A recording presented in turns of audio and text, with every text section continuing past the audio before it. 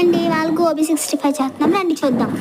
Stove మీద గిన్నె పెట్టి వాటర్ పోసి కొంచెం అయ్యేమో బాయిల్ చేసుకోవాలండి 50%. ఓ బౌల్ పెట్టుకుని కార్న్ ఫ్లవర్, మైదా పిండి, వరిపిండి వేసుకోవాలి. తర్వాత కొంచెం సాల్ట్ వేసుకోవాలి, కొంచెం కారం, గరం మసాలా ప్యాకెట్ పౌడర్ వేసుకోవాలి. తర్వాత మిక్స్ చేసేయాలి. 50% ఉడికించిన కాలీఫ్లవర్ ముక్కల్ని అయితే దీంట్లో వేసేసుకోవాలి. మొత్తం మిక్స్ చేసేయాలి.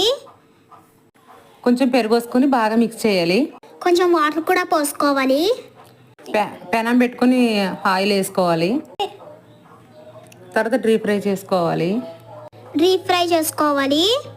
ఒక ప్లేట్లోకి తీసుకొని చాలా క్రిస్పీగా అయితే వచ్చేసాయండి. తిన్నానండి, చాలా బాగున్నాయి. Like and share and subscribe our channel.